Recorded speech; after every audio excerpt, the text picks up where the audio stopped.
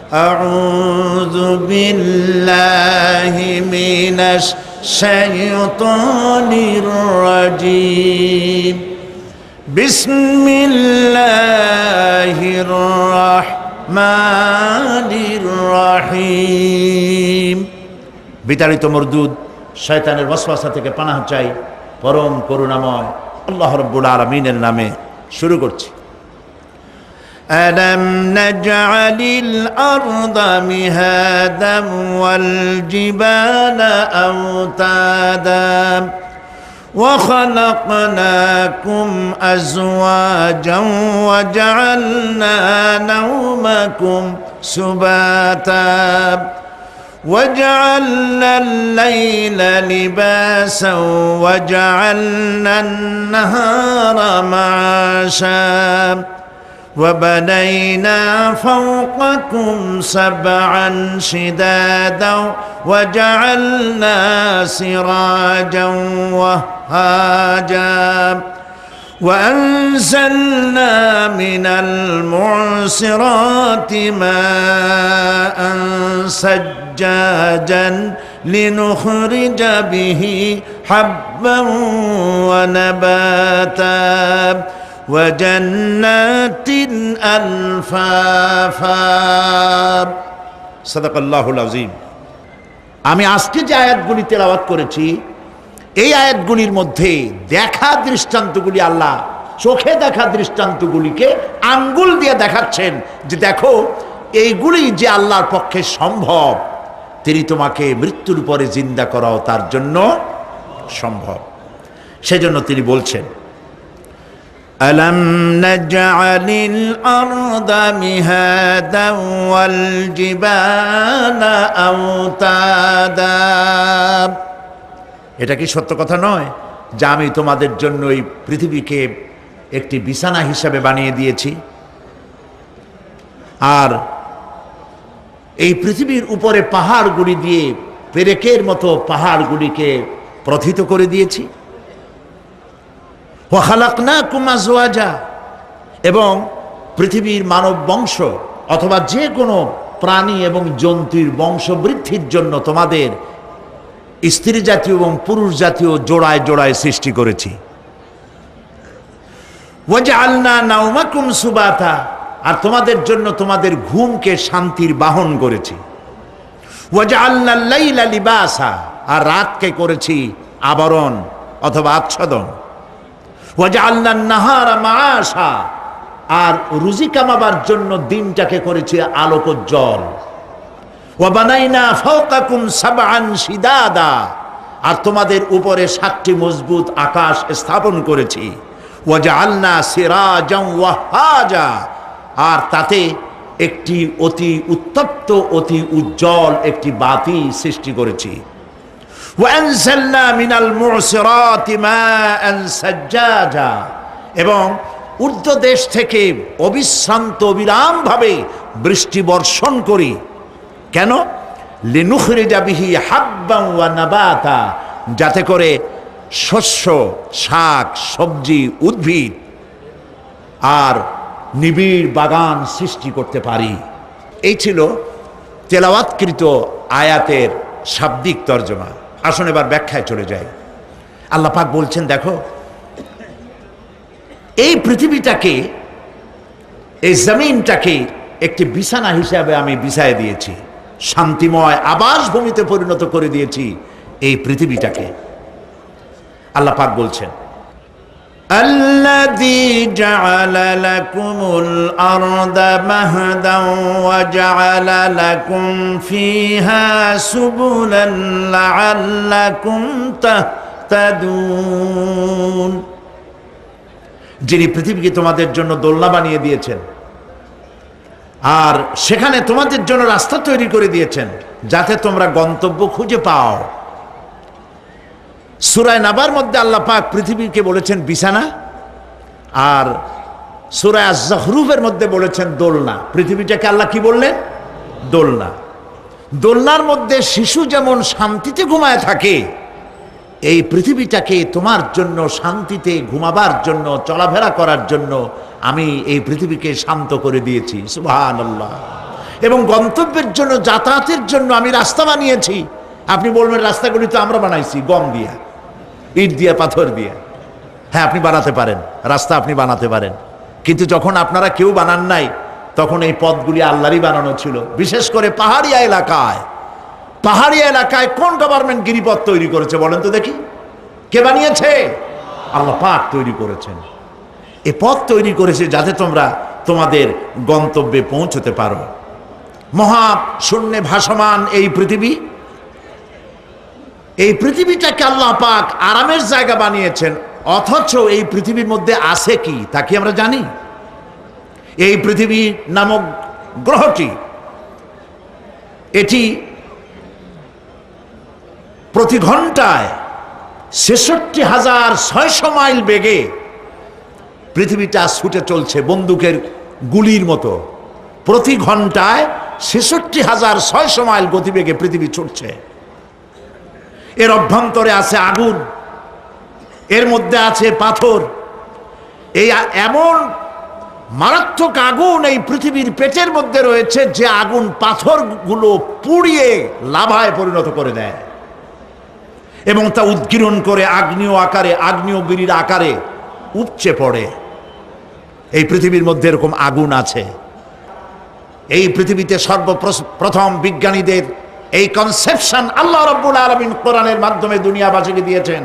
জগৎ একটা বা দুইটা নয়, বহুমাত্রিক জগতের কনসেপশন আল্লাহ পাক দিয়েছেন, অসংখ্য জগৎ। এই পৃথিবীর উপরিভাগে এক জগৎ, এর আভ্যন্তরীণ রয়েছে আর এক জগৎ, সাগরের ভেতরে রয়েছে এক জগৎ, সাগরের তলায় অন্য জগৎ।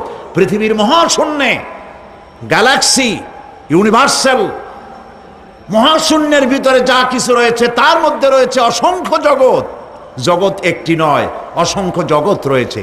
পৃথিবীর মাটির তলায় কত আগুন, সেই দৃশ্য আমি চোখে দেখেছি যখন আমি ভেসুভিয়াস পাহাড় দেখেছি, পৃথিবীর বড় আগ্নেয়গিরি। আল্লাহ পাক জাহান্নামের আগুনের ইন্ধন করবেন মানুষ আর পাথর।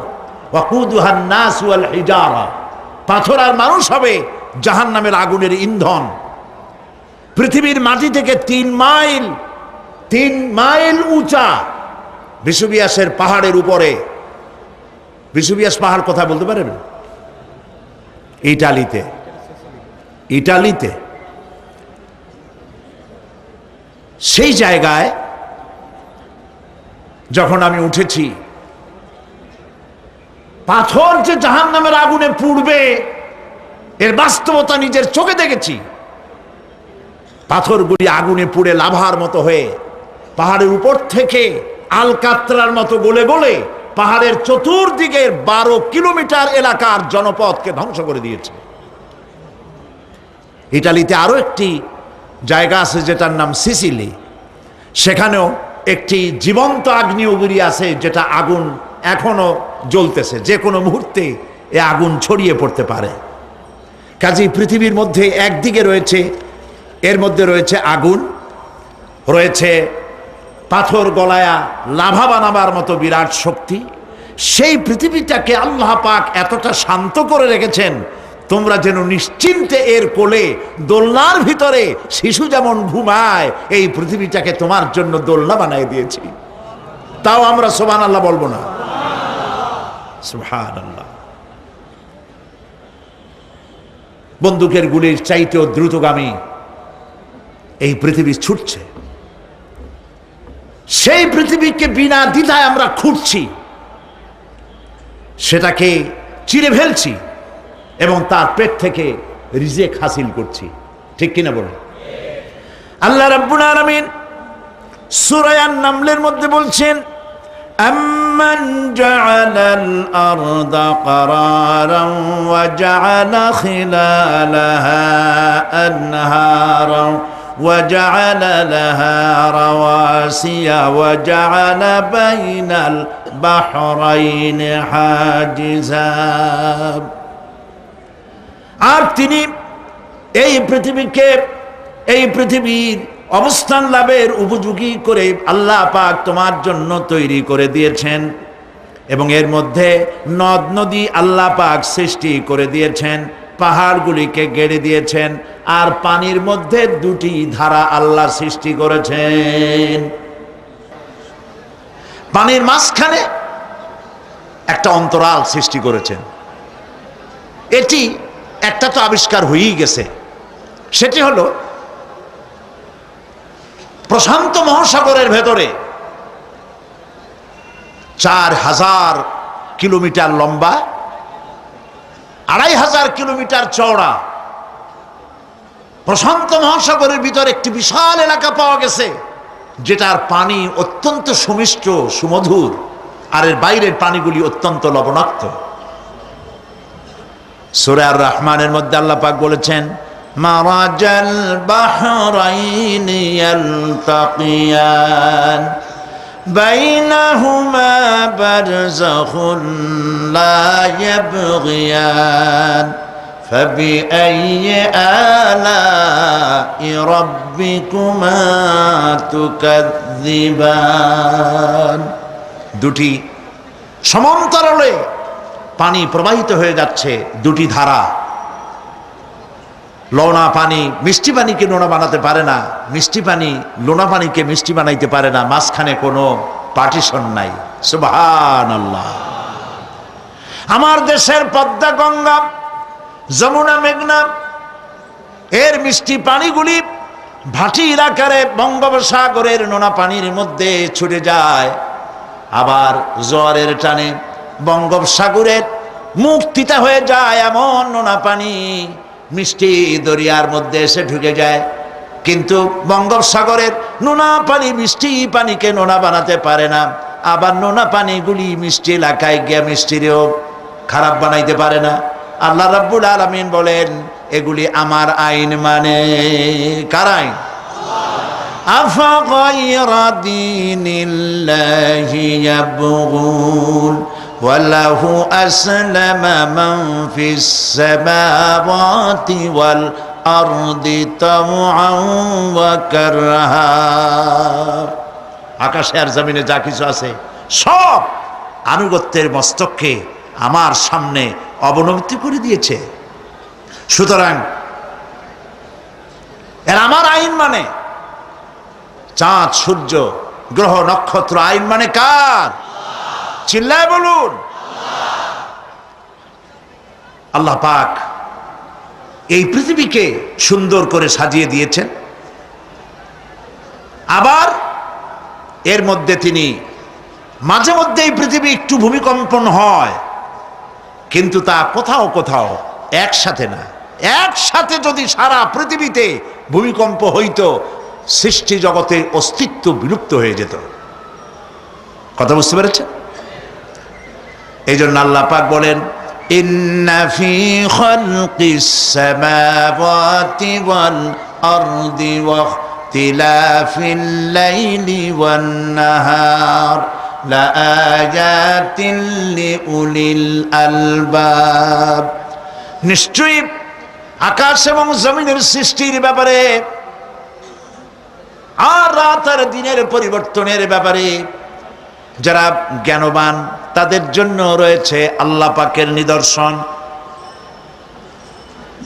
এই ঘূর্ণায়মান পৃথিবী নিয়মিত ঘুরছে, সূর্যের কাছে চলে যাচ্ছে, আবার দূরে সরে আসতেছে। আর এই ঘূর্ণায়মান আসে বলে, সূর্যের কাছে যায় আর আসে বলে এক এলাকায় রাত হয় আর এক এলাকায় দিন হয়। এখন বাংলাদেশে রাত 8:45, আর ঠিক একই সময় আমেরিকার নিউ ইয়র্কে এখন দিনের 9:15। যদি এরকম অবস্থা না হতো, তাহলে এক এলাকার প্রাণীগুলি বাঁচত, অন্য এলাকার প্রাণীগুলি ঠান্ডায় ফ্রিজ হয়ে যেত। আমাদের এই পৃথিবী আল্লাহ পাকের এক অফুরন্ত নিয়ামত।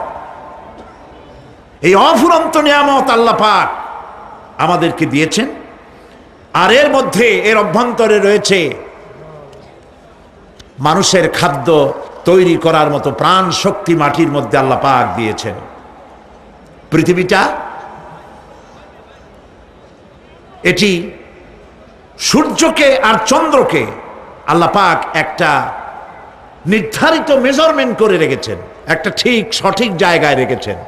বিজ্ঞানীরা বলেছেন সূর্যর যে ডিগ্রিতে এখন আছে ওর থেকে কয়েক ডিগ্রি যদি নিচে নেমে আসতো, গোটা পৃথিবী জ্বলে পুড়ে ভস্ম হয়ে যেত। আবার সূর্যটা যেখানে আছে ওখান থেকে আরো কয়েক ডিগ্রি যদি উপরে উঠে যেত, তাহলে গোটা পৃথিবী ফ্রিজ হয়ে যেত, প্রাণী জগতের অস্তিত্ব শেষ হয়ে যেত। চাঁদ সম্পর্কে বলা হয়েছে চাঁদ যত ডিগ্রিতে আল্লাহ পাক স্থাপন করে রেখেছেন ওর থেকে কয়েক ডিগ্রি উপরে যদি উঠে যেত, গোটা পৃথিবী মরুভূমি হয়ে যেত। আর যদি কিছু নেমে আসতো, গোটা পৃথিবীতে জলোচ্ছ্বাস হয়ে পানিতে পৃথিবী ডুবে শেষ হয়ে যেত। তাও সুবহানাল্লাহ বলবো না? এ সমস্ত কুদরত কার? আল্লাহ পাক। আল্লাহ রাব্বুল আলামিন এরপরে বলছেন ওয়াল জিবালা আওতাদা, মাটিকে বানালাম বিছানা, আর এই বিছানাকে এটা যেন তোমাকে নিয়ে নড়াচড়া করতে না পারে সেই জন্য আমি পাহাড়গুলি পেরেকের মতো গেড়ে দিলাম। এখানে আছে যে পাহাড়কে পৃথিবীর মধ্যে পেরেকের মতো গেড়ে দিছি। কেন দিছি সেটি এসছে অন্য আয়াতে।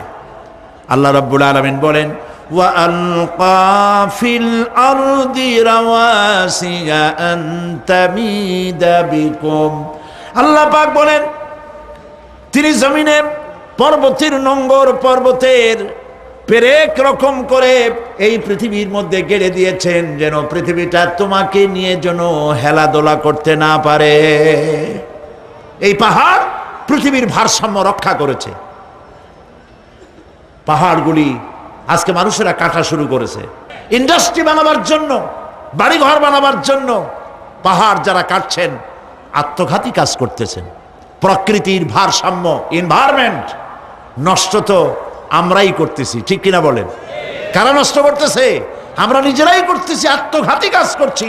এই পৃথিবীতে কত পাহাড় দরকার, কত গাছ দরকার, কত পানি দরকার, সে কথা কে বলতে পারবেন? বলেন সবাই। আল্লাহ পাকের যা কিছু তিনি সৃষ্টি করেছেন সেগুলির উপরে হস্তক্ষেপ করা, কিছু কিছু জিনিসের উপরে হস্তক্ষেপ করা মারাত্মক আত্মঘাতী। পাহাড়গুলি দিয়ে এই সুউচ্চ পাহাড় শুধু খিল বানায় রাখছেন আল্লাহ, পেরেক বানায় রাখছেন, শুধু তাই নয়, এই পাহাড়ের উপরে পানি জমে থাকে বরফ হইয়া। আমরা যখন প্লেনে যখন যাই, ঢাকা এবং চিটাং যে ফ্লাইটগুলি আসা যাওয়া করে এগুলি 9,000, 10,000, 11,000 ফিট দিয়ে উচ্চতায় উড়ে আসে। কিন্তু আমরা যখন ইন্টারন্যাশনাল ফ্লাইটে উড়ি তখন সেগুলি চলে 35 থেকে 40,000 ফিট পর্যন্ত উচ্চতায় উড়ে যায়। পৃথিবী যে কত সুন্দর তা প্লেনে উঠলে বোঝা যায়। আর বাংলাদেশ যে কত সুন্দর মনোরম তা দেশের উপর থেকে প্লেনে উঠতে গেলে দৃশ্য দেখে, নয়ন অবিরাম দৃশ্য দেখে সেজদায় মাথা নত হয়ে আসে। সুবহানাল্লাহ, সুবহানাল্লাহ। আমার দেশ যে কত ভালো, আলহামদুলিল্লাহ বলেন। পৃথিবীর যে কোনো দেশের তুলনায় আমার দেশ অনেক অনেক অনেক ভালো, আলহামদুলিল্লাহ বলেন। এর গাছে হাত দিলে খাবার পাওয়া যায়, পানিতে হাত দিলে খাবার পাওয়া যায়, জমিনে হাত দিলে খাবার পাওয়া যায়, যেখানে হাত দেবেন সেখানে খাবার। আমাদের তো আসলে খাদ্যের অভাব না। আমাদের কি খাদ্যের অভাব আসলে?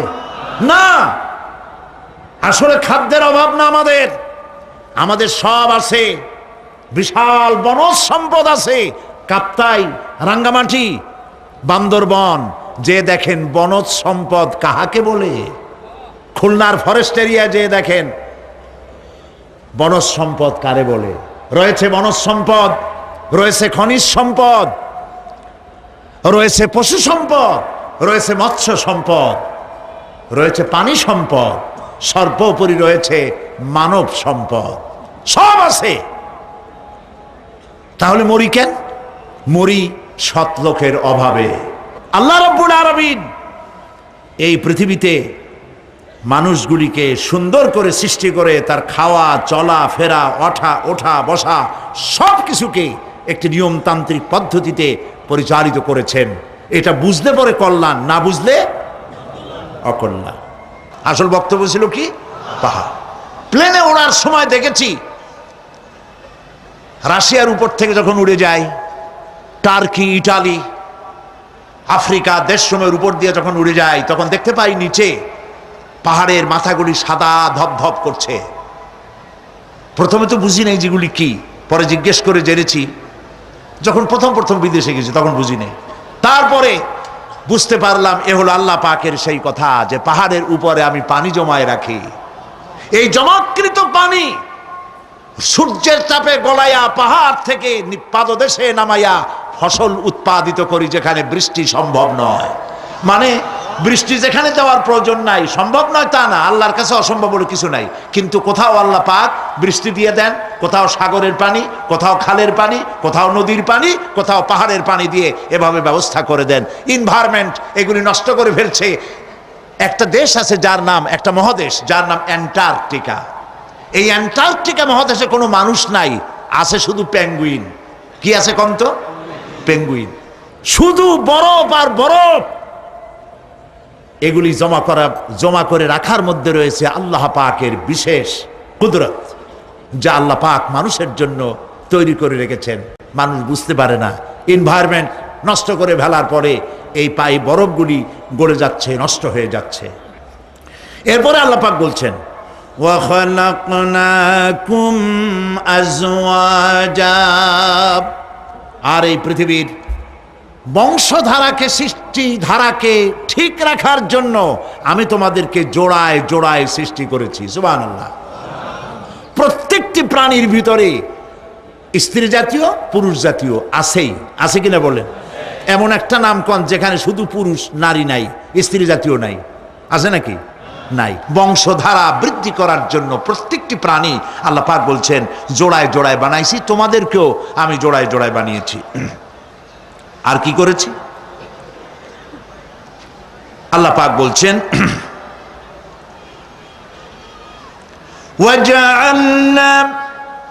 وَجَعَلْنَا نَوْمَكُمْ سُبَاتًا, একদিকে তো জোড়ায় জোড়ায় বানালাম পুরুষ এবং স্ত্রী। এই পুরুষ আর স্ত্রী সৃষ্টি করার ভিতরে রয়েছে আল্লাহ পাকের নিদর্শন। কার নিদর্শন বলুন? কোরআনে কারিমে আল্লাহ পাক বলেন, وَمِنْ آيَاتِهِ أَنْ خَلَقَ لَكُم مِّنْ أَنفُسِكُمْ أَزْوَاجًا لِتَسْكُنُوا إِلَيْهَا وَجَعَلَ بَيْنَكُم مَّوَدَّةً وَرَحْمَةً إِنَّ فِي ذَلِكَ لَآيَاتٍ لِقَوْمٍ يَتَفَكَّرُونَ। আর আল্লাহ পাকের অসংখ্য নিদর্শনের মধ্যে এটিও নিদর্শন যে তিনি তোমাদের থেকে তোমাদের জোড়া সৃষ্টি করেছেন, তোমাদের স্ত্রী বানাইছেন। কেন? লিতাসকুনু ইলাইহা, যাতে করে তুমি তার কাছ থেকে তোমার মনের প্রশান্তি, সেও এবং তুমিও উভয়ের কাছে মনের প্রশান্তি খুঁজে পাও। ওয়াজআলা বাইনাকুম মাওয়াদ্দা, আর আল্লাহ পাক তোমাদের মধ্যে সৃষ্টি করেছেন ভালোবাসা। ওয়া রাহমা, আর পরবর্তী সময় সৃষ্টি করেছেন দয়া এবং করুণা। লিতাসকুনু ইলাইহা বলতে বোঝানো হয়েছে যে এই ব্যবস্থা আপনি আপনি হয়নি, এটি একটি উদ্দেশ্যকে লক্ষ্য করে হয়েছে। একে অপরের নিকটে যেন শান্তি পায়, প্রশান্তি পায়, একজন আরেকজনের কাছে পূর্ণ মাত্রায় তাই মিলিত হওয়ার জন্য নির্জন পরিবেশের আশ্রয় নেয়। আর এভাবে করি আল্লাহ পাক মানব বংশের এই ধারাকে অব্যাহত রেখেছেন। সুবহানাল্লাহ। ওয়া জাআলা বাইনাকুম মাওয়াদ্দা, আর তোমাদের মধ্যে আল্লাহ পাক ভালোবাসা সৃষ্টি করেছেন। এই কথা বলার এর ব্যাখ্যা কি? ভালোবাসা সৃষ্টি করেছেন এর ব্যাখ্যা এরকম হতে পারে, কয়েক রকম। আমি যেটা জেনেছি সেটি হচ্ছে এরকম, ভালোবাসা সৃষ্টি হওয়ার তো কথা ছিল না। এক পর্যায়ে ভালোবাসা থাকবে কোনো একটি বিশেষ সময়, বাকি সব সময় ঝগড়া হবে, এটাই হওয়া স্বাভাবিক ছিল। ধরুন মেয়ের বাড়ি চট্টগ্রাম, ছেলের বাড়ি বরিশাল। মেয়ে শুটকি খেতে খুব পছন্দ করে, ছেলের গন্ধও সহ্য করতে পারে না। মেয়ে বলে খড়ে যাত দে, আর ছেলে বলে যে কমে যাও। মানে একজন আর একজনের ভাষার সাথে মিল নাই। কথা ঠিক কিনা বলেন? ভাষার সাথে মিল নাই। রুচির সাথে মিল নাই। একজনের টক পছন্দ করে আর একজনের টক সহ্য করতে পারে না, আর একজনের শুটকি খায় আর একজনের শুটকি পছন্দ করে না। কাজেই রুচি আর অভ্যাস ইত্যাদি দিয়ে সারাদিন স্বামী স্ত্রীর মধ্যে ঝগড়া হওয়া স্বাভাবিক ছিল, ঠিক না? আল্লাহ পাক বলেন সেখানে আমি এই স্বামী স্ত্রী যখন হয়ে যায় তখন দুজনের মধ্যে আমি ভালোবাসার সৃষ্টি করে দেই। আর সে ভালোবাসা এমন পর্যায়ে চলে যায়, স্ত্রী তার স্বামীর জন্য জীবন দিতে চায়, স্বামী তার স্ত্রীর জন্য জীবনের সব কিছু উজাড় করে দিতে চায়। ওয়াজআলা বাইনাকুম মাওয়াদ্দা, এরপরে সৃষ্টি করি রাহমা। ওই ভালোবাসা ছিল যৌবন কেন্দ্রিক, বিশেষ এক উদ্দেশ্যকে সামনে রেখে। কিন্তু যখন যৌবনে ভাটি লাগলো তখন ওই উদ্দেশ্য আর থাকলো না। তখন আল্লাহ পাক বলেন এই সময় তো দুজনের মধ্যে রাগারাগি খেসাখেসি ইত্যাদি হয়, স্বাভাবিক ছিল, কিন্তু তা হইল না। আমি রহমত দিলাম, করুণা দিলাম, এখন বুড়ি বুড়ারে ছাড়ে বাঁচে না, আর বুড়াও বুড়িরই ছাড়া বাঁচে না। তাও আমরা সুবহানাল্লাহ কব না? প্রিয় ভাই সব, আমি বুঝতে পারছি আপনারা বলেন ঠিকই, তবে শুনতে শুনতে মোহমুগ্ধ হয়ে বলার সময় পান না। জি আলহামদুলিল্লাহ, বলি আলহামদুলিল্লাহ। তো আল্লাহ রাব্বুল আলামিন পরস্পর পরস্পরের মধ্যেই ভালোবাসা সৃষ্টি করলেন। এটি আল্লাহ পাকের আয়াত। এটা আল্লাহ পাকের কি বলুন? আয়াত মানে কি? নিদর্শন। এরপরে রাব্বুল আলামিন বলেন ওয়াজআলনা নাওমাকুম সুবাতা, আর আমি তোমাদের জন্য ঘুমকে করেছি শান্তির বাহন। মানুষের অঙ্গ প্রত্যঙ্গ প্রত্যেকটির কাজ ভিন্ন, প্রকৃতিও ভিন্ন। চোখ দেখে, কান শোনে, জিহ্বা স্বাদ গ্রহণ করে, নাক শোনে, নাক শোখে, মস্তিষ্ক চিন্তা ভাবনা করে। এ হলো প্রকৃতি। আর প্রত্যেকটি অঙ্গ প্রত্যঙ্গের রুচি আলাদা, কর্তব্যের মধ্যে বিরাট বৈষম্য। যেমন চোখ রঙিন এবং সুন্দর জিনিস দেখতে ভালোবাসে, ঠিক কিনা? বলেন ঠিক কিনা? একটা খারাপ জিনিসের দিক চোখ পড়লেই মানুষ তাড়াতাড়ি চোখ ফিরায় নেয়, ঠিক না? চোখ সুন্দর এবং রঙিন জিনিস দেখতে ভালোবাসে। কান সুমধুর সুর শুনতে ভালোবাসে, উৎসাহ বোধ করে। আর হাত নরম এবং মসৃণ জিনিসে স্পর্শ করতে উৎসাহ বোধ করে। নাক আতরের গন্ধ শুঁকতে ভালো লাগে। আর মন নতুন নতুন রঙিন ভাবনা ভাবতে চেষ্টা করে। বাড়ি বানাবো, বিল্ডিং বানাবো, ইন্ডাস্ট্রি করব, ছেলে বিয়ে দেবো, মেয়ে বিয়ে দেবো অমুক জায়গায় বিরাট লোকের কাছে। ভাবতে ভাবতে ভাবের সাগরে হারিয়ে যায়। আর ভাবনার ভিতরে খেয়ালে যদি কেউ পোলাও পাকায়, বাস্তবে তা হোক আর না হোক, খেয়ালে মনে মনে যদি কেউ পোলাও পাকায়, তাহলে ঘিয়ের দাম যাই হোক না কেন তাতে কিছু আসে যায় না, ঠিক কিনা? মানুষ রঙিন রঙিন ভাবনা ভাবতে খুব মজা পায়। তাহলে আমি কি বুঝাইতে চাইলাম? চোখের কাজ, নাকের কাজ, মুখের কাজ, কানের কাজ, মনের কাজ, প্রত্যেকটি অঙ্গ প্রত্যঙ্গের ভিন্ন ভিন্ন কাজ আছে, ভিন্ন ভিন্ন রুচি আছে। কিন্তু একটি ব্যাপারে হাত, পা, চোখ, নাক, মস্তিষ্ক সব এক ব্যাপারে তারা ঐক্যমত পোষণ করেছে। এ ব্যাপারে কোনো ইখতিলাফ তাদের মধ্যে নাই, সেটা হলো ঘুম। সেটার নাম কি?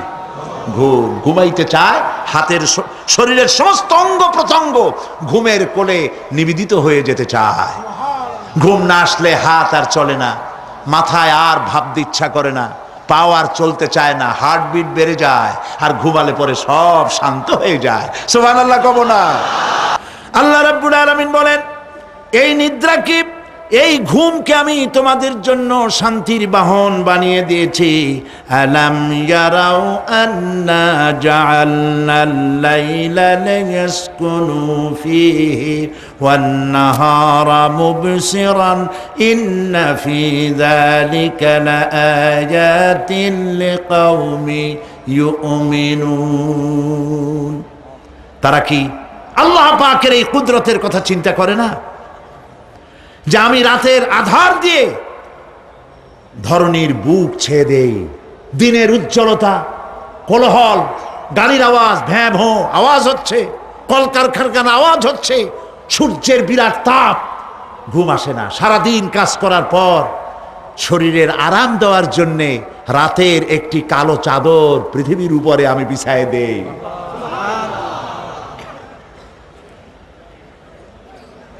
আর মানুষ আরাম গ্রহণ করে, শুধু মানুষ না, সব প্রাণী আরাম গ্রহণ করে। সুবহানাল্লাহ। এবং এরপরে দিনের আলো দিয়ে উদ্ভাসিত করি, যেন বিশ্রামের পর নতুন করে আবার কাজের সমস্ত উদ্দীপনা নিয়ে নতুন করে কাজে ঝাঁপিয়ে পড়তে পারে। কয়েক ঘন্টা অথবা সারাদিন হাড় ভাঙা খাটুনি খেটেছে, রিক্সা চালায়ছে, গাড়ি চালায়ছে, আড়াই মনের বস্তা মাথায় করে টেনেছে, চিন্তা ভাবনা করেছে। এরপরে যখন এই লোকটি কয়েক ঘন্টা মাত্র নিদ্রা গেল, আরাম পেল, মস্তিষ্ক হালকা হয়ে গেল, হার্টবিট কমে গেল, হাতের পায়ের কর্মোদ্দীপনা বেড়ে গেল, নতুন করে আবার কাজ করার জন্য সুযোগ এসে গেল। দুনিয়ার মানুষকে কর্মক্ষম রাখার জন্য আল্লাহ পাক ঘুমকে বানিয়েছেন নিয়ামত। সুবহানাল্লাহ বলেন। ওয়ামিন আয়াতিহি মানামুকুম বিল্লাইলি ওয়ান নাহারি ওয়াবতিগাউ মিন ফাদলিহি। আল্লাহ পাক বলেন, তোমাদের রাত আর দিনের বেলায় নিদ্রা যাওয়া, এবং এটাই হচ্ছে তার অনুগ্রহ। রাত আর দিনের নিদ্রা যাওয়ার পরে আমার অনুগ্রহ অর্থাৎ রিজেক তালাশ করার জন্য শরীরের ভিতরে, মনের ভিতরে, হাত পায়ের মধ্যে কর্মের উদ্দীপনা আমি তোমাদের দিয়ে দেই। মহাবিজ্ঞানী আল্লাহ রাব্বুল আলামিনের এ বিশাল কুদরত এবং দয়া যে মানুষকে তিনি ক্লান্তি দূর করার জন্য তিনি ঘুম দিয়েছেন, আলহামদুলিল্লাহ বলি। অনেক মানুষ আছে ঘুমাইতে পারে না, ঘুমাবার জন্য ফেনার গান খায়, ঘুমাবার জন্য ভেলিয়াম খায়, সিডাক্সিন খায়, রিল্যাক্সিন খায়, কত অক্সিজেন, অক্সিজেন, কত কিছু খায়, তারপরেও ঘুম আসে না। এই ঘুম যার আসে না, বিরাট নিয়ামত থেকে বঞ্চিত। ঘুম একটি নিয়ামত, আলহামদুলিল্লাহ বলি, আলহামদুলিল্লাহ বলি। বিশাল নিয়ামত ঘুম। আল্লাহ যে সমস্ত নিয়ামত আমাদের জন্ম থেকে শুরু করে এ পর্যন্ত বডির মধ্যে দিছেন, মৃত্যুর আগে আল্লাহ যেন একটিও কেড়ে না নেন, বলি আমিন। আল্লাহ রাব্বুল আলামিনের পরে বলেন, ওয়াজআলনাল লাইলা লিবাসা ওয়াজআলনান নাহারা মাআশা। আর রাতকে করেছি আচ্ছাদন, আবরণ, দিনকে রুজি কামাবার জন্য ব্যবস্থা করে দিয়েছি। দিনের বেলা রুজি কামাবেন, দিনের বেলায় ঘুমায় থাকবেন না। বহুত মানুষ আছে সকালবেলায় ঘুম দিল, 12টা 1টা বাজে গেল। উর্দুতে ছোটবেলায় পড়েছিলাম, জিসনে সোয়া উসনে খোয়া, যে ঘুমাইলো সব সর্বনাশ করলো। অসময় ঘুমানো, অসময় ঘুমানো সর্বনাশ হয়ে যাবে সব। এই জন্য আল্লাহ পাক বলেছেন, দিনটারে বানাইছি রুজি কামাবার জন্য। রুজি কামাও, রুজি কামানো এটাও একটা ইবাদত। রুজি কামানো কি? হালাল রুজি কামাবেন, ইবাদত। আপনি যে আপনার স্ত্রীকে একটা ব্লাউজ কিনে দেন, কাপড় চোপড়, প্রয়োজনীয় কসমেটিক্স কিনে দেন, আপনি যে বাজার ঘাট করেন, সব হালাল পয়সা যদি হয়, সাদকা দেওয়ার মতো সমান সওয়াব হবে। রুজি কামাইতে হবে, এটা আল্লাহ পাকের হুকুম, রুজি কামাও। ফাইদা কুদিয়াতিস সালাত ফান্তাশিরু ফিল আরদ ওয়াবতাগু মিন ফাদলিল্লাহ। সুবহানাল্লাহ বলেন। নামাজ যখন শেষ হয়ে গেল, ফাইদা কুদিয়াতিস সালাত, নামাজ যখন শেষ হয়ে গেল, ফান্তাশিরু ফিল আরদ, তখন জমিনে ছড়িয়ে পড়ো আর আমার অনুগ্রহ, রিস্ক অনুসন্ধান করো। সুবহানাল্লাহ। মসজিদে বসে বসে খালি তসবিহ টিপতে থাকো না, কাজের সময় কাজ করো। অফিস থেকে বলে আসছে জোহরের নামাজ পড়তে যাই, জোহরের নামাজ পড়িয়ে তারপর নফল পড়া শুরু করছে, এরপরে দোয়া দুরুদ পড়া শুরু করছে। 1 ঘন্টা অফিসের সময় নষ্ট করেছেন। ফরজ নামাজ, সুন্নত নামাজ পড়তে যতটুকুন লাগবে, এর থেকে বেশি সময় নিলে বেতন হালাল হবে না। আপনি মিথ্যা কথা বলে, মিথ্যা ছুটি নিয়ে দিনের কাজ করতে পারেন না। আপনার রুজি হালাল হইতে হবে। আপনার নফল নামাজ পড়া দরকার, রাত পড়ে আছে, রাতের বেলা গিয়ে জনমের মতো নফল পড়েন, কে নিষেধ করবে? মনে থাকবে কথা? প্রিয় ভাই সব, হযরত ওমর ফারুক রাদিয়াল্লাহু তাআলা আনহু তিনি একবার মসজিদ নববীর মধ্যে দেখলেন ফজরের সময়, জোহরের সময় তিনি দেখলেন ফজরে যাদের দেখলাম এক জায়গায় বসা ৫-৭টা লোক, জোহরে তো তাদেরই দেখতেছি, আসরের সময় দেখলেন ওইখানে বসা, মাগরিবেও দেখলেন, এশায়ও দেখলেন। এশার নামাজের পর তিনি প্রশ্ন করলেন, তোমরা কারা? বলল যে আমরা হলাম দূরের থেকে আসছি, মসজিদে নববী শ্রেষ্ঠ মসজিদ, এখানে বসে বসে আল্লাহর জিকির আজগার করি। তো আল্লাহর জিকির আজগার করো, নামাজ পড়ো, খাও কি? কাজে কিছু লোক আছে ওরা মেহেরবানি করে রান্না করে আনিয়া আমাদের খাওয়াইয়া যায়। হযরত ওমর ফারুক রাদিয়াল্লাহু তাআলা আনহু বললেন, তাহলে তো তোমার চাইতে, তোমরা যে কয়জন এখানে বসে ইবাদত করো, তোমাদের চাইতে ওই ব্যক্তি অনেক উত্তম যে নিজে রুজি কামাই করে তোমাদের খাওয়ায় যায়, তোমরা তো অলস। শুনে রাখো, নামাজের সময় ছাড়া আগামীকাল এই জায়গায় যদি বসা দেখি, ব্যাট মারে বের করে দেবো মসজিদ নববী থেকে। ইসলাম কাজের প্রতি উদ্দীপনা দিয়েছে, ইসলাম কাজের ট্রেনিং দিয়েছে। সুবহানাল্লাহ বলে কাজ করো আর খাও, বসে বসে বাপের বোঝা হইও না। প্রিয় ভাই সব, এরপরে আল্লাহ পাক বলছেন, ওয়াবানাইনা ফাওকাকুম সাবআন শিদাদা, আর তোমাদের উপরে আমি তোমাদের উপরে শক্ত মজবুত 7টি আকাশ সৃষ্টি করেছি। সুবহানাল্লাহ। এর থেকে বেরিয়ে যাওয়ার কোনো উপায় নাই, এটা ফাটল ধরাবারও কোনো উপায় নাই। এবং এই আকাশটাকে আমি আবার সুন্দর করে সাজায় রাখছি, নয়ন অভিরাম দৃশ্য সার্বক্ষণিকভাবে আমি রেখেছি, রাতের আধারে যা দেখা যায়। সেটা কি? আল্লাহ রাব্বুল আলামিন বলেন, ইন্না যায়্যানাস সামাআদ দুনিয়া বিজিনাতিনিল কাওয়াকিব, এই দুনিয়ার আকাশখানিকে তারকা প্রদীপ দিয়া সাজায় রেখেছি মনের মতো। দেখো তুমি তাকাইয়া, কি সুন্দর করে আকাশকে সজ্জিত করে রেখেছি। আল্লাযী খালাকা সাবআ সামাওয়াতিন তিবাকা মা তারা ফি খালকির রাহমানি মিন তাফাউত ফারজি'ল বাসারা হাল তারা মিন ফুতুর। ক্ষমাশীল তিনি, সপ্ত আকাশ রচিলেন থরে থরে, কোনো ত্রুটি হেরিবে না তার পূর্ণ সৃজন পরে। চাহো তুমি তার সৃষ্টি পানে, দেখো কিছু ভুল চুক, ফিরাও তোমার নয়ন খানি, ফিরাও তোমার মুখ। আকাশটাকে সুন্দর করে সাজাইছি, তাকায় দেখো তো কোনো ভুল ত্রুটি আছে নাকি? সুবহানাল্লাহ। আল্লাহ পাক বলছেন, মা তারা ফি খালকির রহমান মিন তাফাউত, রহমানের সৃষ্টির ভিতরে কোনো ত্রুটি পাবে না। ফারজি'ল বাসারা হাল তারা মিন ফুতুর, আবার তাকাও। কে বলতেছেন? আবার তাকাও, ভালো করে তাকাও, দেখো কোন সৃষ্টির মধ্যে কোনো ত্রুটি আছে কি? জোরে বলেন নাই, জোরে বলেন নাই, বলেন আলহামদুলিল্লাহ, সুবহানাল্লাহ। এক দরবেশ, সে একবার এক বট গাছের তলায় বসিয়া এই আয়াত পড়তেছিলেন।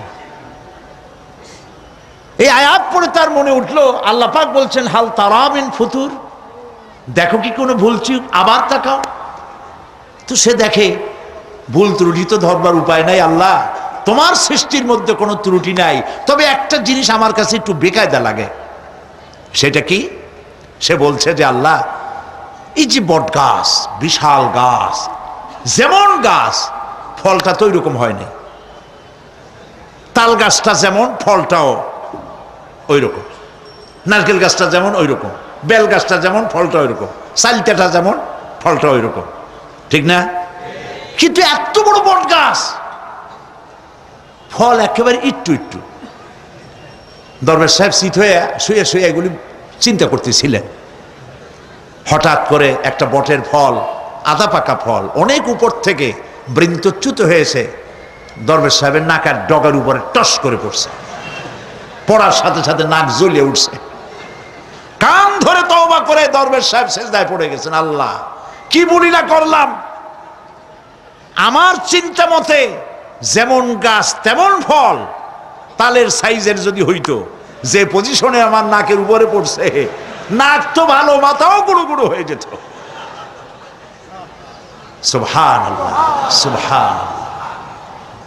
আল্লাহ পাক বলছেন, সুম্মা রজি'ল বাসারা কাররাতাইন ইয়ানকালিব ইলাইকাল বাসারু খাসিআও ওয়া হুয়া হাসির। অক্ষমহীন দৃষ্টি তোমার সৃষ্টিতে পাবে ফাঁকি, ফিরাও তোমার নয়নখানি, ফিরাও কাঙ্গালাখি। আমার সৃষ্টি নৈপুণ্যতার দিকে যতবার তাকাও না কেন, আমার সৃষ্টির ভিতরে কোনো ত্রুটি তুমি দেখতে পাবে না। এই জন্য নবীজি বলেছেন, আল্লাহ রাব্বুল আলামিনের সৃষ্টির কলাকুশলতার প্রতি কেউ যদি একবার গবেষণা করে, একটা ঘন্টাও যদি কেউ চিন্তা করে, কয় ঘন্টা? একটি ঘন্টা আল্লাহর সৃষ্টি নৈপুণ্যতা সম্পর্কে একটি ঘন্টা যদি কেউ চিন্তা করে, গবেষণা করে, নবীজি বলেছেন ওই বান্দার আমল নামায় আল্লাহ পাক 60 বছরের নফল ইবাদতের সব লিখে দিবে। চিন্তা করো, গবেষণা করে, শ্রদ্ধায় মাথা নত হয়ে আসবে, আপনাতেই সেজদা করবে। সুবহানাল্লাহ। এরপরে আল্লাহ পাক বলেন, ওয়াজআলনা সিরাজাহু ওয়াহাজা। আর আমি তোমাদের উপরে আকাশ সৃষ্টি করেছি, আর ওর মধ্যে আমি সৃষ্টি করেছি মহাশূন্যে এক অতি উত্তপ্ত, অতি উজ্জ্বল এক বাতি সৃষ্টি করেছি। সিরাজ শব্দের অর্থ হলো সূর্য, ওয়াহাজ এ শব্দের অর্থ হচ্ছে একই সাথে অতি উত্তপ্ত, অতি উজ্জ্বল। সূর্যের ব্যাস হচ্ছে এই পৃথিবীর চাইতে, সূর্যের ব্যাস হচ্ছে পৃথিবীর চাইতে 109 গুণ, এবং এর আয়তন পৃথিবীর চাইতে 13 লক্ষ গুণ বড়। আর দূরত্ব হচ্ছে পৃথিবীর মাটি থেকে 9,30,00,000 মাইল ব্যবধানে এই সূর্যকে আল্লাহ পাক স্থাপন করেছেন। এই সূর্যের মধ্যে যেমন রয়েছে তাপ, আবার তেমন রয়েছে আল্ট্রা ভায়োলেট রে। সূর্যের মধ্যে অনেক কিছু আছে, এখনো বিজ্ঞানীরা তা আবিষ্কার করতে পারে নাই। এর মধ্যে কল্যাণধর্মী জিনিসও আছে এবং অকল্যাণ জাতীয় কিছু জিনিস আছে। সেটা কি কারণে, সেটা আল্লাহ ভালো জানেন, আমরা জানি না। আমরা মনে করি অকল্যাণ, আল্লাহ জানেন ওর মধ্যে কি কল্যাণ আছে। যেমন সাপের বিষ, আমরা সাপ দেখলেই মারি, কিন্তু সাপ আপনাকে ক্ষতি না করলে আপনি মারবেন কেন? আর যদি ক্ষতি করার মনে হয়, ক্ষতির মতো মনে হয়, মেরে ফেলে দিন। এটা বলা হয়েছে হাদিস শরীফে, ক্ষতিকর মনে হলে মেরে ফেলে দিন। কিন্তু সাপ তার বিষের মধ্যে মানুষের জীবন রক্ষাকারী ওষুধ সাপের বিষ দিয়েই তৈরি হয়। সূর্যের মধ্যে অকল্যাণ ধর্মী যা আছে সেটা কেন, এটা আমরা জানি না। এখন অকল্যাণ ধর্মী যে জিনিসটাকে বিজ্ঞানীরা মনে করেন, সেটার নাম হলো আল্ট্রা ভায়োলেট রে, অতি বেগুনি রশ্মি। এই অতি বেগুনি রশ্মি, এটার অ্যাকশন হচ্ছে এই যে প্রাণী জগতের মধ্যে যদি এটা লাগে, এসে পড়ে, পৃথিবীতে যদি স্পর্শ করে, তাহলে ক্যান্সার সহ নানাবিধ দুরারোগ্য ব্যাধিতে গোটা পৃথিবী ছড়িয়ে পড়বে। ওই আল্ট্রা ভায়োলেট রে যাতে পৃথিবীর মাটি স্পর্শ করতে না পারে, সেজন্য আল্লাহ রাব্বুল আলামিন ওজোন স্তর তৈরি করেছেন। OZONE, ওজোন স্তর তৈরি করা আছে, যাতে করে ওই রেটা পাস করতে না পারে। সেই রেতে বিজ্ঞানীরা লক্ষ্য করেছে, রেতে ফাটল ধরেছে। সূর্য কত দূরে? 9,30,00,000 মাইল দূরে। মানুষেরা, বিজ্ঞানীরা টের পেয়েছে যে ওজোন স্তরে ফাটল ধরেছে। সুবহানাল্লাহ। আল্লাহ পাক বলছেন, ওয়ামা উতীতুম মিনাল ইলমি ইল্লা কালিলা, তোমাদেরকে খুব সামান্যতম জ্ঞান আমি দান করেছি। সামান্য জ্ঞান দিয়ে গেছে কদ্দুর দেখেন, সুবহানাল্লাহ বলেন। চিন্তায় শ্রদ্ধায় মাথা নত হয়ে আসবে। এগুলি যদি হয় সাধারণ জ্ঞান, ছোট্ট জ্ঞান, সামান্যতম জ্ঞান, তাহলে আমার আল্লাহ সুবহানাহু ওয়া তাআলার জ্ঞান কত অসীম, কত অনন্ত, কত চিরন্তন। সুবহানাল্লাহ। সে আল্লাহ রাব্বুল আলামিন ওজনের স্তরকে রেখেছেন, ওটা ক্র্যাক করেছে। কেন ক্র্যাক করেছে? ক্র্যাক করেছে এনভায়রনমেন্ট নষ্ট করার কারণে। আমরা গাছ কেটেছি, যত গাছ কেটেছি তত গাছ লাগাই নেই। টেলিভিশনে যে গাছ সম্পর্কিত যে বিজ্ঞাপনগুলি দেওয়া হয়, এগুলি নিছক কোনো বিজ্ঞাপনের উদ্দেশ্যে বিজ্ঞাপন নয়, এগুলি বাস্তব। নবী করিম সাল্লাল্লাহু আলাইহি ওয়াসাল্লাম গাছ কাটতে নিষেধ করেছেন। প্রয়োজনে কাটুন, প্রয়োজনে, বিনা প্রয়োজনে আপনি গাছের পাতাও ছিঁড়বেন না, প্রয়োজনে গাছটাও কেটে ফেলতে পারেন। পাতা ছিঁড়বেন না কেন? যেহেতু প্রত্যেকটি পাতা আল্লাহ রাব্বুল আলামিনের জিকির করছে। এই গাছগুলি কেটে কেটে প্রকৃতির ভারসাম্য আমরা নষ্ট করেছি। গাছ আমাদের বন্ধু। আমরা বাতাস থেকে অক্সিজেন গ্রহণ করি, অক্সিজেনকে কার্বন ডাই অক্সাইড করে ছেড়ে দেই। কার্বন ডাই অক্সাইড হচ্ছে প্রাণী জগতের জন্য বিষ। এই বিষকে নষ্ট করে দিয়ে অক্সিজেনকে পরিশোধিত করা, রিফাইন করার কোনো ফ্যাক্টরি পৃথিবীতে নাই।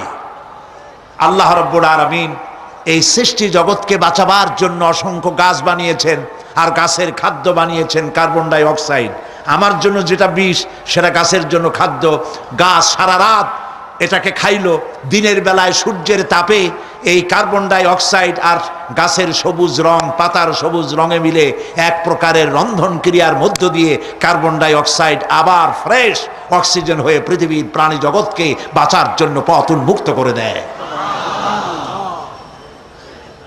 আল্লাহ সুবহানাহু ওয়া তাআলা তিনি বলছেন, এভাবে করে আমি এই সূর্যের তাপ দিয়ে পৃথিবীবাসীকে কল্যাণধর্মী হিসেবে সূর্যকে সৃষ্টি করেছি।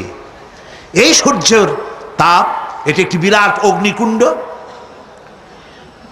কোটি কোটি বছর ধরে ভূপৃষ্ঠে আলো এবং উত্তাপ ছড়িয়ে যাচ্ছে। সুবহানাল্লাহ বলেন। বলেন তো, পৃথিবীর সমস্ত আগুন সব যদি এক জায়গায় করা হয়, সূর্য এক সেকেন্ডে যে তাপ পৃথিবীতে দেয়, ওরকম এক সেকেন্ডের তাপ পৃথিবীর সব আগুন এক জায়গায় হইয়া সমভাবে সর্বত্র ছড়াতে পারবে কি? সুবহানাল্লাহ।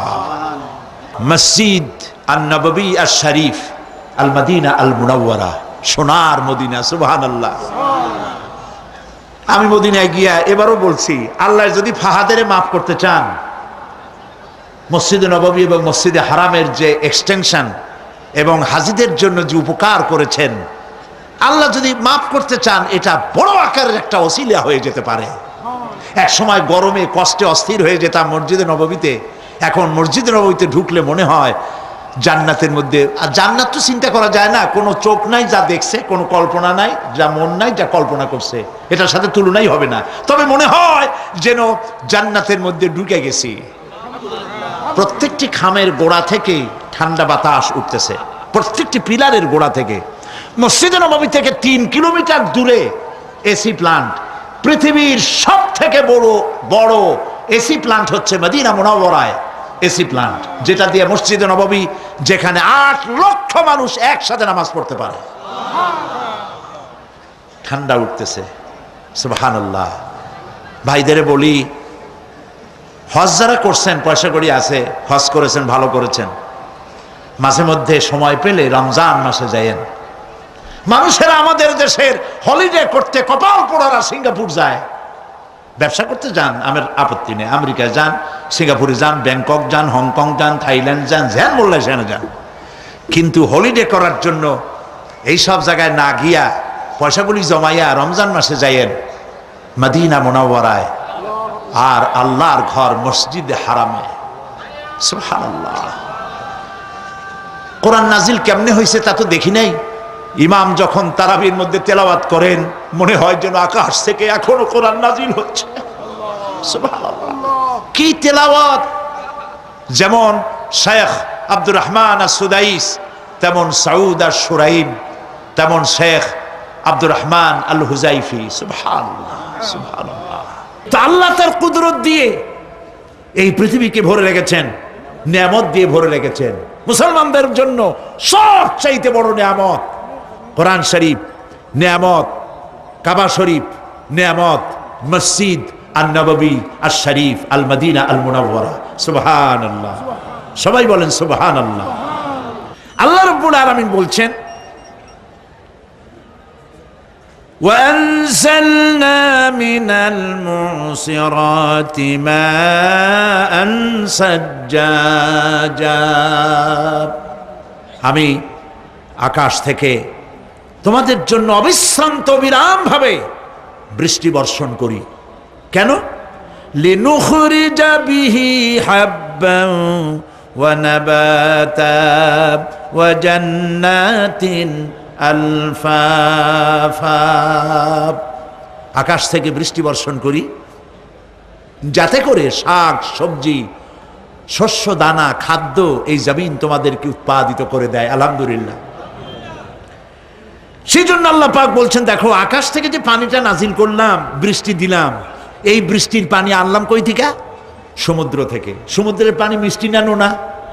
জবাব দেন না। আকাশ থেকে যখন পড়ে তখন এটা কি মিষ্টি, নোনা না মিষ্টি? আল্লাহ রাব্বুল আলামিন বলেন, আফারাআইতুমুল মাআল্লাযী তাশরাবুন আনতুম আনজালতুমুহু মিনাল মুজনি আম নাহনুল মুনজিলুন। তোমরা যে পানি পান করো, এই পানি আকাশ থেকে কে নাজিল করে? তোমরা করো না আমি আল্লাহ করি? কে করে বলেন? আল্লাহ পাক বলছেন, লাউ নাশাউ জাআলনাহু উজাজান ফালাউলা তাশকুরুন। ইচ্ছে করলে এই পানিগুলি কি লবণাক্ত আকারে নাজিল করতে পারতাম, আমি মিষ্টি করে নাজিল করে দিলাম। কেন বান্দা আমার শুকর আদায় করো না? নোনা অবস্থায় যদি নাজিল হতো সমস্ত ফসল তোমাদের ধ্বংস হয়ে যেত। এখন আপনি বলতে পারেন যে আল্লাহ পাক, আল্লাহ তাআলা তিনি আকাশ থেকে পানি না দিলে আমাদের অসুবিধা কি? মানুষ তো নানান রকম চিন্তা করে, পানি না দিলে তো কি অসুবিধা? আমার খালে পানি, আমার বিলে পানি, আমার কুয়ায় পানি, আমার টিউবওয়েলে পানি, পানি না দিলে ক্ষতি কি? আল্লাহ পাক কোরআনে কারীমের মধ্যে বলেছেন, কুল আরাআইতুম ইন আসবাহা মাউকুম গাওরান ফামান ইয়াতিকুম বিমাইম মাইন। বলো দেখি সবে, শুকাইয়া যদি যায় এই জমিনের পানি, তাহলে হেথায় তটনির ধারা কে দিবে সবারে আনি। বান্দারে, বৃষ্টি না হইলে তুমি পানির পরোয়া করো না। সমুদ্রের পানি নেবা, নদীর পানি নেবা, কলের পানি নেবা। শুনে রাখো বান্দা, নদীর প্রবাহমান নদীর পানি, কলের পানি, টিউবওয়েলের পানি, মাটির পরতে পরতে পানি সব যদি আমি শুকায় দেই, কে আছে এই পৃথিবীতে যে নতুন করে তোমার জন্য পানি আমদানি করে দিতে পারে? পারে কেউ? কেউ পারে না। এই পানি দিয়ে আমি তোমাদের জন্য ফসল ফলাই। লিনুখরিজা বিহি হাব্বান ওয়া নাবাতা। ইয়া আইয়ুহান নাসু যকুরু নি'মাতাল্লাহি আলাইকুম হাল মিন খালিকিন গায়রুল্লাহ। হে মানব সকল, স্মরণ করো আল্লাহ পাকের ওই নিয়ামতকে। ওই আল্লাহ ছাড়া তোমাদের কি এমন কেউ আছে? কোন আল্লাহ, কোন রিজিক দাতা? ইয়ারযুকুকুম মিনাস সামাই ওয়াল আরদ, যিনি আকাশ এবং জমিন থেকে তোমাদেরকে রিজিক দিতে পারেন। লা ইলাহা ইল্লা হুয়া, ওই আল্লাহ ছাড়া কেউ নাই। ফাআন্না তুফাকুন, যাও কই? কেন বিভ্রান্ত হও? আল্লাহ পাক আকাশ থেকে পানি দিলেন, জমিনের ফসল উৎপাদন করে দিলেন, আর এরপরে আল্লাহ পাক বলেন, ওয়া জান্নাতিন আলফাফা, আর ঘন সন্নিবদ্ধ নিবিড় বাগান বানায় দিলাম। সুবহানাল্লাহ বলেন। এখানে আল্লাহ পাক কি কি বললেন? শাক, লক্ষ্য করুন, শাক সবজি খাদ্যশস্য উদ্ভিদ এগুলো দিলাম, আর সাথে সাথে ঘন নিবিড় বাগান বানাইলাম। নিবিড় বাগান দেখছেন? দেখেন নাই, বোঝেন নাই, তাই দেখেন নাই, তা নাহলে দেখছেন। কক্সবাজার যাওয়ার সময় দেখেন না গাছের রাস্তার দুই ধারে কত গাছ, দেখছেন কি না? রাঙ্গামাটি যাওয়ার সময়, বান্দরবনে যাওয়ার সময় কার বাবা এই গাছগুলি লাগাইছে? কোন কে লাগিয়েছে? আল্লাহ। চিল্লায় বলেন কে লাগিয়েছে? পাহাড়ের গাছ কি আপনি লাগাইছেন? তো কথা কইতে পারলেন না কেন? কে লাগিয়েছে? আল্লাহ পাক। সুন্দরবন ফরেস্ট এরিয়া দেখছেন কোনোদিন? না দেখলে যাইয়েন, দেখে এসেন। বিশাল এরিয়া, বঙ্গোপসাগরের কিনারা দিয়া খুলনা, সাতক্ষীরা, এই বিরাট অঞ্চল, বরিশাল, খুলনা, সাতক্ষীরা, পটুয়াখালী, বিরাট এরিয়া নিয়ে রয়েছে সুন্দরবন। শত শত মাইল, সুবহানাল্লাহ বলে। বিশাল গাছ, গাছের এরিয়া। এই গাছগুলি কে লাগাইছে? জোরে বলেন কে লাগাইছে? এই গাছগুলির নার্সিং করেন কে? একটা জিনিস দেখে আমি অবাক হয়ে গেছি, সেটা হলো এখানে বহু রকমের গাছ আছে। সুন্দরী কাঠ, পশুরি, বাইন, গেওয়া, গোল, অনেক রকমের গাছ আছে। যেখানে সুন্দরী গাছ, সব সুন্দরী গাছ। যেখানে গেওয়া, যেখানে বাইন, যেখানে গোল, গোলপাতা, সব সেখানে সেইগুলাই। অথচ কেউ যে গাছগুলি লাগাই দিয়ে আসে নাই। আরেকটা অসুবিধা, আরেকটা জিনিস হচ্ছে এই জোয়ারের সময় এই এলাকা ডুবে যায়, 1 হাত 1.5 হাত পানি হয় গাছের গোড়ায়। যে ফলগুলি পড়ছিল গাছ দিয়া, এই ফলগুলি ভাটির টানে চলে গেল, নিচে নেমে গেল, নদীতে নেমে গেল, আবার জোয়ারের টানে উঠে আসলো, পানিতে ভেসে ভেসে ফলগুলি ভারী হয়ে গেল। এক সময় ভাটির টানে আর গেল না। এই গাছগুলিকে, সুন্দরী গাছের মধ্যেই সুন্দরী ফল, বাইনের মধ্যে বাইনের ফল কে সাজাইয়া এই সুন্দর বাগানগুলি বানাইলো? চিল্লায় বলো। ওয়া জান্নাতিন আলফাফা, ঘন নিবিড় সন্নিবদ্ধ বাগান আমি সৃষ্টি করেছি। সুবহানাল্লাহ বলে। এই গাছগুলি মানুষেরা জন্মের খাওয়া খায়। বন বিভাগে যারা দায়িত্বে থাকে মনে করে শ্বশুরের লাগানো গাছ, বাজানের লাগানো গাছ, সমানে কাছে চোরের মতো বিক্রি করে। এরা ডাকাত, এরা চোরের চাইতেও নিকৃষ্ট যারা গাছ চুরি করে। আল্লাহ পাক জানেন মানুষের খাসলাত।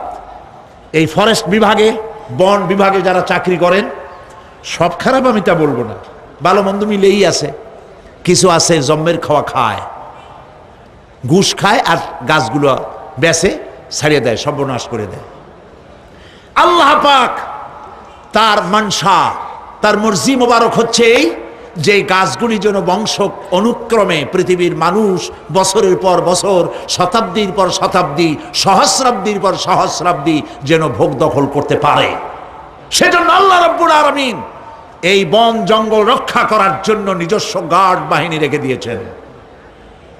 চিন্তা করছেন সেই গার্ড বাহিনী কারা? বন্য হাতি, রয়্যাল বেঙ্গল টাইগার, বড় বড় সাপ। আপনারা যান, যায় দেখবেন সালাম কেমনে দেয়। রয়্যাল বেঙ্গল টাইগার জীবিত মানুষ খায় না। তার অর্থ কি? তার অর্থ হলো বাঘের মুখোমুখি মানুষ যখন হয় তখন বাঘের চেহারা দেখে মানুষের রুহু গলার কাছে এসে যায়। আদমরা তখনই হয়। এরকম জীবনে আমার এক পজিশন হয়েছিল। লন্ডনে আমাকে আমার ভক্তরা বলল যে সাফারি পার্ক আমাকে দেখাবে। তখন চলো সাফারি পার্ক কি? কয় যে সব জন্তু জানোয়ার ছাড়িয়ে দেওয়া, ওর মধ্যে দিয়া গাড়ি নিয়ে যেতে হবে। তাই বললাম থাবা দিয়ে যদি গাড়ির গ্লাস গ্লাস ভাঙে? তা বললো যে ওখানে পুলিশ আছে, লোকজন আছে, হর্ন জোরে বাজাইতে হবে, নিয়ম আছে, তাহলে তারা আসবে এবং বন্দুকের মধ্যে রাবারের গুলি আছে, বিষ মাখানো, ওইটা মেরে দেবে। তারপরে জন্তুটা পড়ে যাবে, তার ঘুম আসবে, তখন বেঁচে যাবে। আমি দেখার লোভও সামলাইতে পারলাম না, আর ভয়তেও ঘামে গেলাম। আল্লাহ ভরসা করে গেলাম। বিশাল এরিয়া, আল্লাহ যে কত দেখাইছে গোলামের, সুবহানাল্লাহ।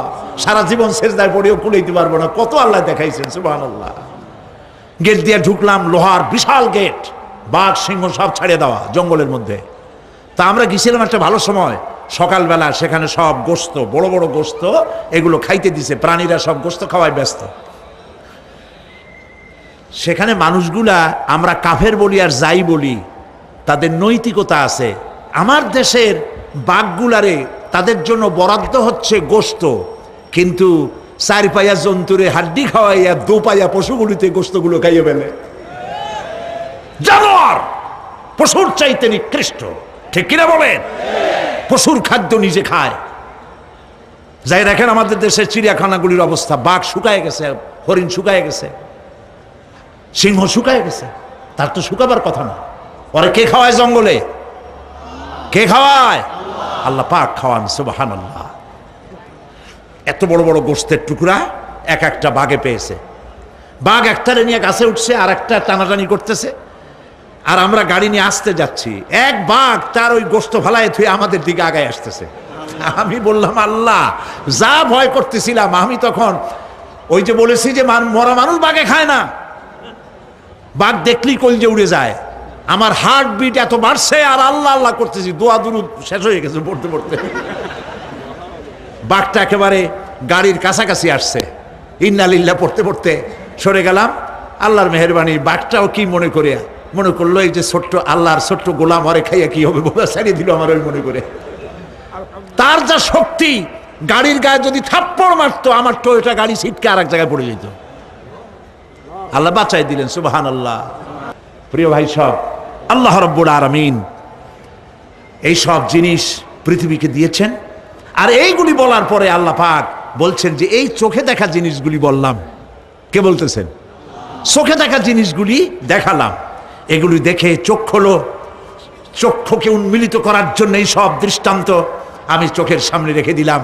এর দ্বারা বোঝো, এত বড় বিশাল আকাশ, অত বড় সূর্য, এত সুন্দর চাঁদ, এই পাহাড়, ওই সমুদ্র, এই বনবনানি যিনি সৃষ্টি করেছেন, আমার মতো ছোট্ট মানুষ মৃত্যুর পরে তিনি আবার জিন্দা